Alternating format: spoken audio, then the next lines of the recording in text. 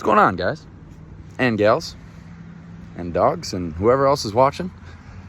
It is Ethan from Wet and Wild Outdoors, and we're about to get a little, maybe wet, but definitely wild. I got a bluegill rod here, little 6-foot ultralight St. Croix panfish rod.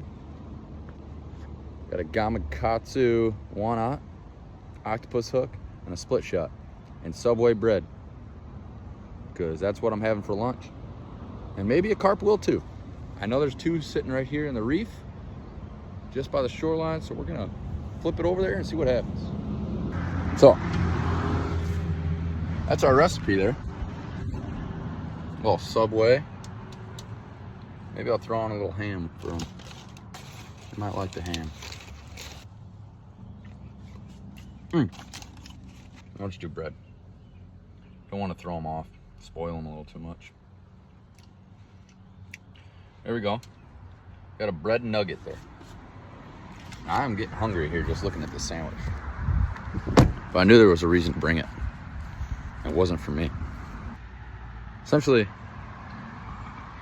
it's right there by that weed edge. Every once in a while, it's 2 or 3 of them flash their tail down there. So that's what I'm gonna do. Try it.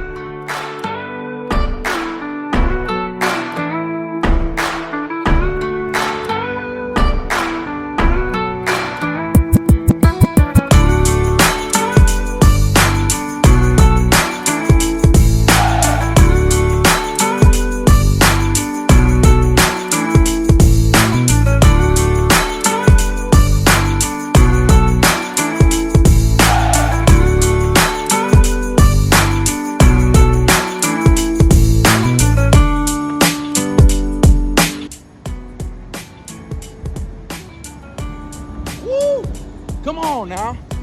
Come on. A nice catfish there. There we go. Man, I haven't caught a catfish in years.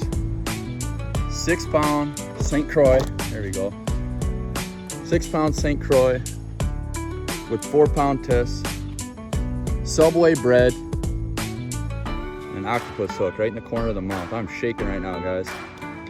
I knew it wasn't a carp when I hooked him because he started rolling, and I saw a tail that didn't look very carpy down there, and I had wondered if it was a channel cat. And there we are, a beautiful channel catfish. I'm taking him home for supper. That's a good looking fish. Catch and cook, coming at you. Let's go, baby. Wet and Wild Outdoors, what'd I tell you? Come on.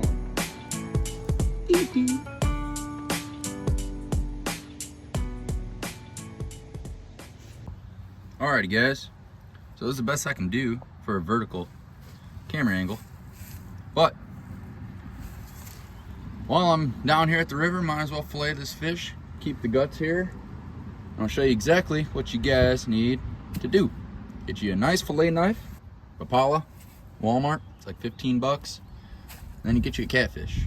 I'll show you real quick how to do this. It's a very simple fish to fillet. Many people look past the simplicity of this. So, catfish bone structure. It's got a rib cage that goes down here. You find the last rib with your finger, which right here is about, we'll say a third of the way down the fish, maybe halfway down the fish. Dorsal fin, last rib. So right here I found the last rib. Gonna make an incision right about the angle of those ribs, because those ribs run diagonal. So you get your knife down to the backbone, twist your knife, run it down the backbone of this fish. I did just sharpen this, but there is some thick bones down in there, so. All right, there we go. You want to keep your blade flat along the backbone, run it all the way down to the tail. I'm not going to take the skin off this fillet. Just going to keep it on for now. Keep it from getting dirty on my travels home. There we go. Totally boneless fillet. Now, a lot of people don't like catfish for their mud taste.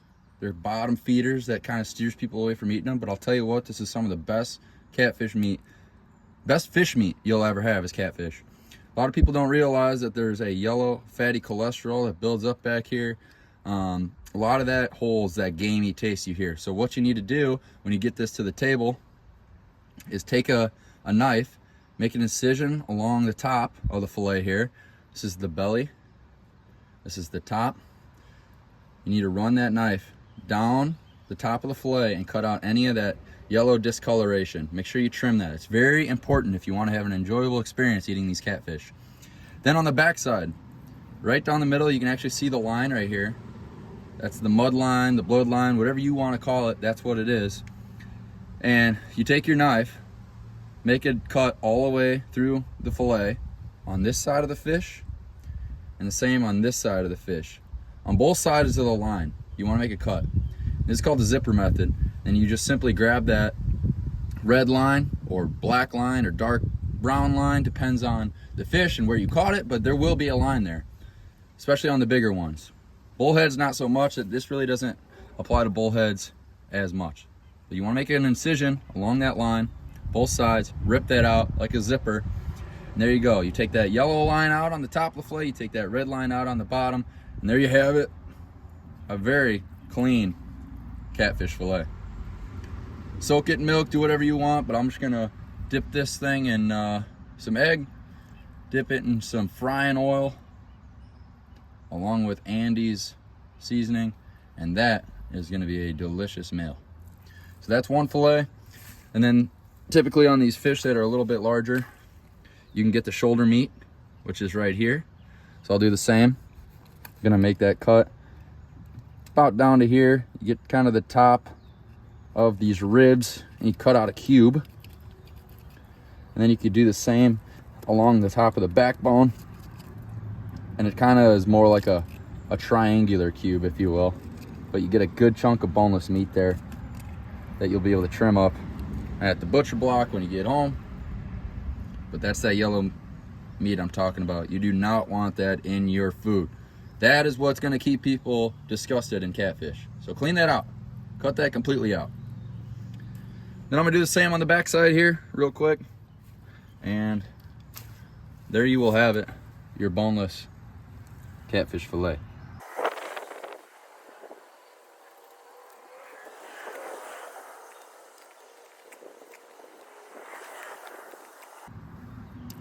And then I'm going to donate this to the wildlife. That's how I've always done it. I know guys in the South have a lot of particular reasons on how to do it. It's the way that works best for me, and that's the way that those who I feed enjoy it. So that's what I'm going to continue on doing.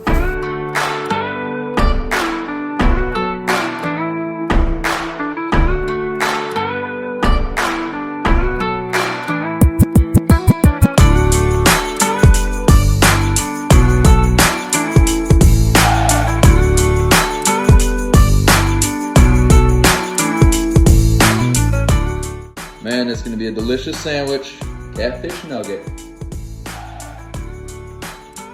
Tell you what, now that, some beautiful catfish nuggets, man. Catfish tenders. I mean, the filet mignon right here. Man, I'll tell you what, that oil ain't getting hot enough, fast enough, man. Here we go. Pole boys, on their way. Got some brioche buns. Of course, a tomato, and from there, get some lettuce and tartar sauce.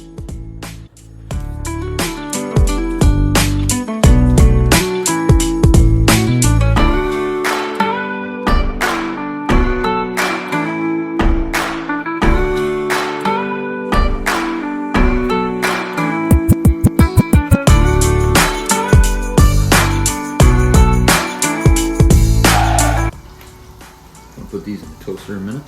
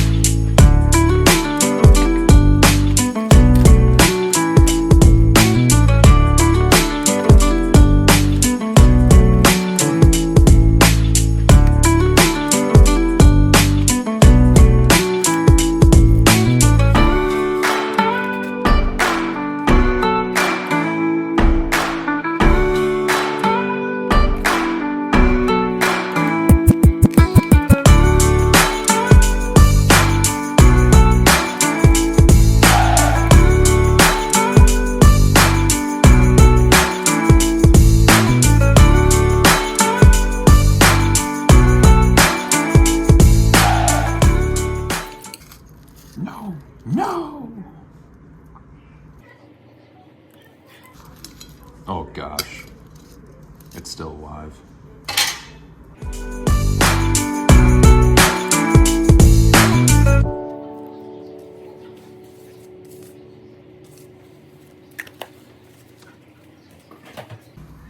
Gonna give the overall taste test here.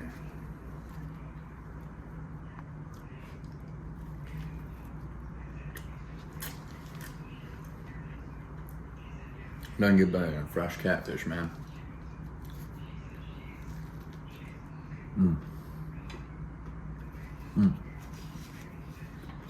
Glad I kept that one. Thank you for watching. And let's get after it this summer. Keep it real.